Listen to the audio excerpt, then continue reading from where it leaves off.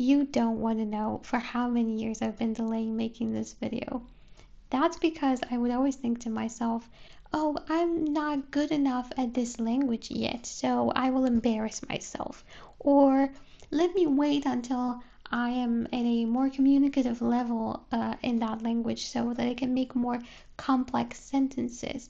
And it finally dawned on me, then I will never make this video because there will always be something to improve. There will always be more languages to learn. And so why wait? And I will always find excuses. I sound a bit like Lisa from My Cousin Vinny. And with the way this case is going, I ain't never getting married. So today's the day. I am finally making this video. Let's go.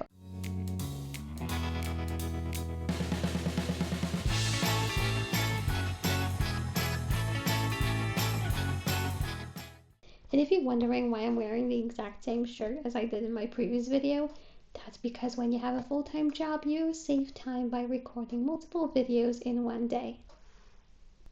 Hi, my name is Kinga, and I'd like to tell you a bit about languages I know, some at a higher, some at a lower level, how I got to learn them or I am learning them.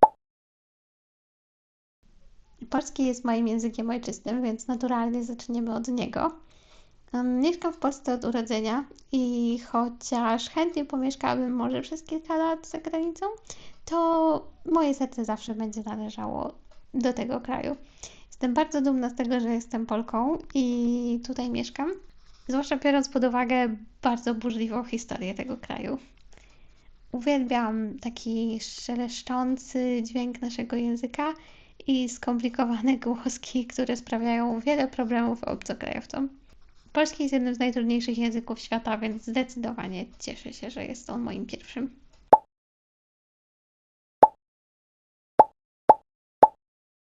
My second language, which is actually my first foreign language, is English, which I started to learn when I was about 4.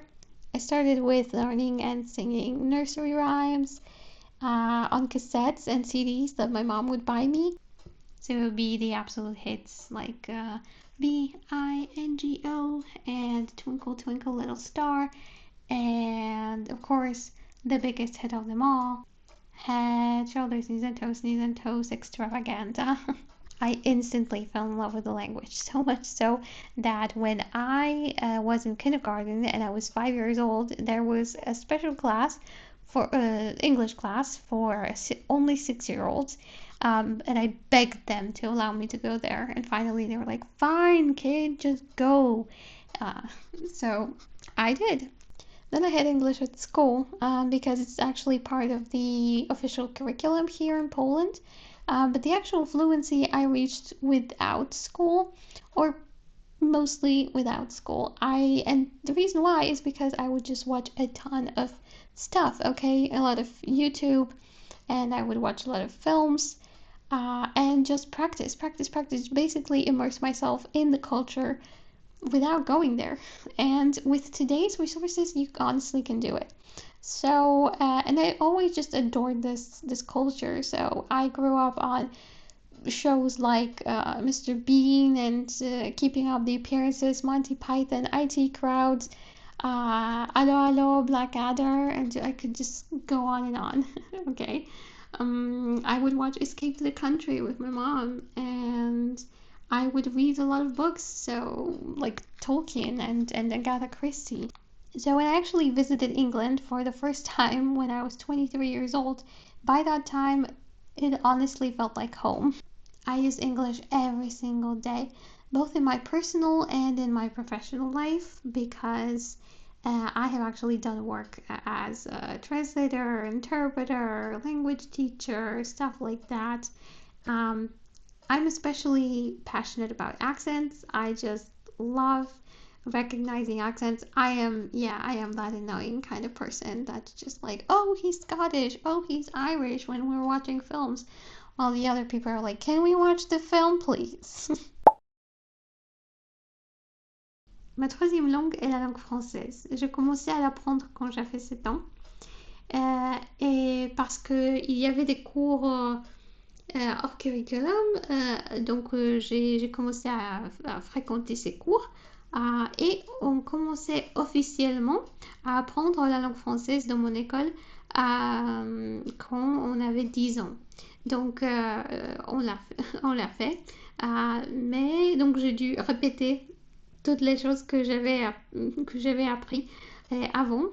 Mais quand même, en fait, c'est une drôle histoire parce que quand j'avais environ 11 ans, je ne sais pas comment, mais en fait, répétait, on lisait le même dialogue pour la cinquième, sixième fois. Et je ne sais pas comment, mais je l'ai mémorisé. C'était pas exprès, ok, mais je l'ai fait. Et je ne sais pas comment aussi, non plus. Je l'ai répété à ma maman. Et donc, je l'ai raconté et elle ne parle pas français. Mais à l'époque, elle apprenait la langue italienne et sa prof parlait aussi français. Donc, elle a demandé après une leçon que si elle ne peut pas venir chez nous pour un petit café et en fait écouter me parler. Ok, m'écouter parler. Et c'est exactement ce qui s'est passé. Euh, j'ai continué nos leçons jusqu'à que j'avais 19 ans. Parce que à mon école, donc au collège et au lycée, je n'avais pas de français, donc je continuais seulement pendant mes cours privés. Puis je suis allée à l'université et j'ai un bachelor dans la langue française et la littérature. J'utilise la langue française chaque jour comme anglais dans ma vie privée et dans ma vie professionnelle aussi. J'ai visité la France pour la première fois quand j'avais 23 ans. C'était pas Paris, pas vraiment typique. C'était à Lyon et Annecy parce qu'on avait un projet international à l'université. Donc c'est ça.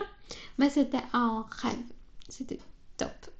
Les montagnes, l'architecture, les gens, les baguettes, les fromages.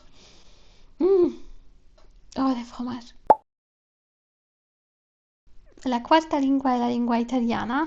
Ho cominciato a studiarla quando ho finito la scuola e con la mia insegnante di francese perché lei conosceva italiano. E poi avevo delle lezioni all'università. Ho un livello comunicativo di italiano, ma è abbastanza per me, perché um, quando sono andata a Roma un anno fa, potevo comunicarmi con gli italiani, era una cosa meravigliosa. Adoro la cultura italiana, l'architettura, l'arte, ovviamente il cibo. And now two languages that I have a more basic level of. So the first one is German, which I had at school, and I did have quite a decent level of, but I didn't really use it after high school, so I forgot a lot. But I mean, I was really focusing a lot more on English and French and even Italian as I was building my career as a translator slash interpreter slash language teacher. Ich spreche ein bisschen Deutsch, weil ich es in der Schule und an der Universität gelernt habe. Ähm, aber ich habe viel vergessen. Ich lerne es in meiner Freizeit. The other is Mandarin Chinese, which initially I was really not interested in because I've always been much more into European languages. But my family kept pestering me, like, come on, learn it, it's the language of the future. So when I saw, when signing up for my master's studies, that there was an option to sign up for Chinese classes, I was like, won't hurt a try. And I had a wonderful teacher. She was super, super strict and our classes were very intense, but honestly, I love that kind of teacher. So when we left the first class, just completely exhausted physically because we were so tired after having written those characters for the first time, and mentally from learning a completely different language to any of the other languages that we have ever learned. I just fell in love with it because I'm a masochist. Okay, not really, but just there's something so fascinating about the fact that it's completely different from any other language that I have ever tried to learn. 你好，我叫静江，认识你们很高兴。我说英语、法语、意大利语和波兰语。我学习汉语和德语。Thank you very much for listening. I'm really happy that I finally made this video, and perhaps it will encourage you to share your own language learning story. If you'd like to share it with me, then put it in the comments if you'd like. And thank you very much. See you guys next time. Bye.